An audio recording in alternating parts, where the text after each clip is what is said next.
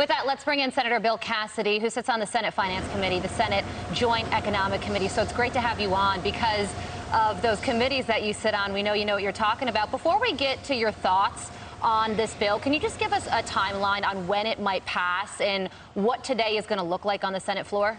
Yeah, so we have a vote on nominations at 12:30, basically to get people there. Then we start voting on this bill at 2. It'll probably go early in the morning, I imagine like 3 a.m. So we'll be wrapped up by early tomorrow morning. Senator, is there any reason to believe this bill won't pass the Senate and the House and get signed into law?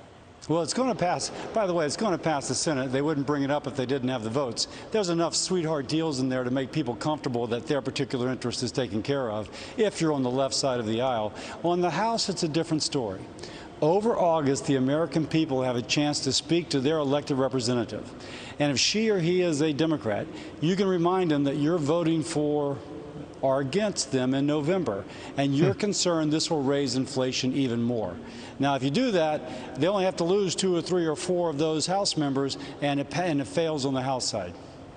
I would have to think, Senator, one of the compelling arguments, inflation is one side of the coin, the other is all the money going to the IRS, and we just saw a chart on who can expect potential audits. It isn't the rich who just made out with the carried interest tax loophole being saved in this bill. It's, as you can see on your screen right now, it's people, look at that, under $25,000, under $50,000, under $75,000. This has got to be something everyone pays attention to. The tax man cometh, and he come for you and me.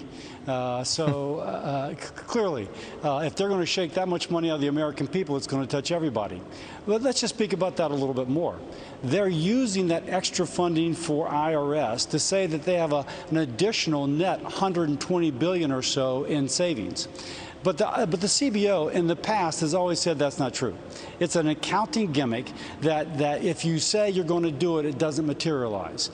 Now, if they say they're saving $300 billion, and that's, oh my gosh, the fig leaf that they put forward, we're going to lower the deficit. Over 10 years, by the way, kind of a rounding error in our nation's economy.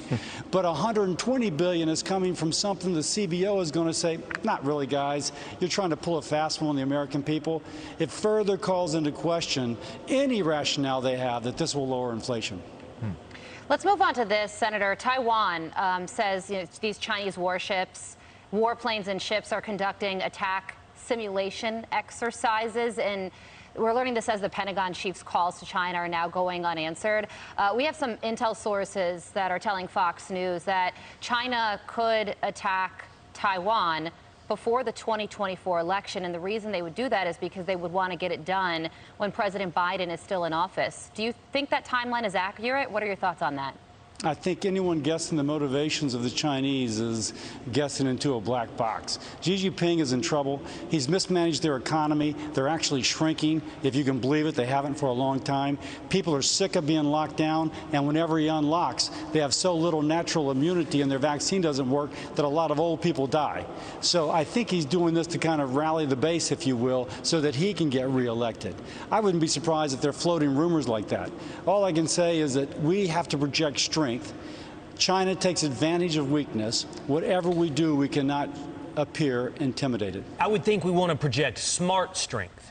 You know, I'm wondering, and I don't know if you can have the answer for this, but why did Nancy Pelosi go to Taiwan? The fallout now is obvious. That part is undeniable. As Carly pointed out, the Chinese aren't returning the calls to our Pentagon. They've cut themselves out of a climate change deal, which I thought was at the center of the Democratic agenda.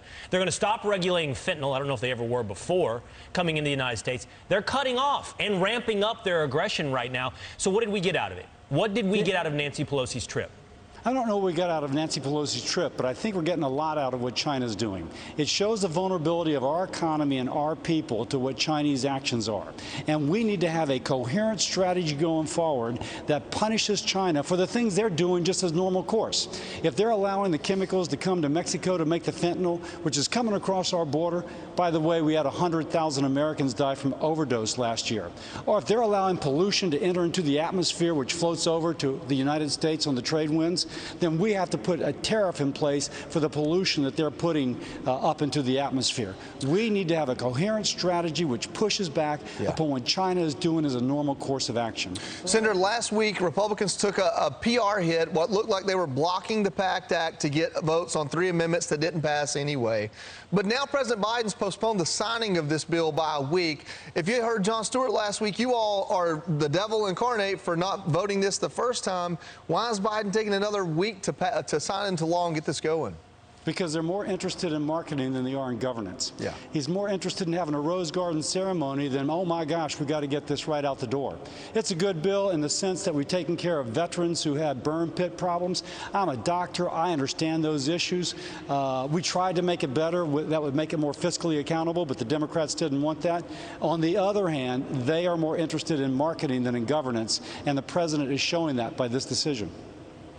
Well, I hope you guys get in front of the PR side of it, because I want veterans to know that Congress has our back, not just Democrats, not just Republicans, and I hope that the next bills that come through maybe are a little cleaner and fiscally and getting voted on. So I don't have to watch Jon Stewart pretend to care more than maybe I think he does. Senator Cassidy, thank you so much for joining us this morning. It's going to be a long one for you. We appreciate it. That's okay. Thank you.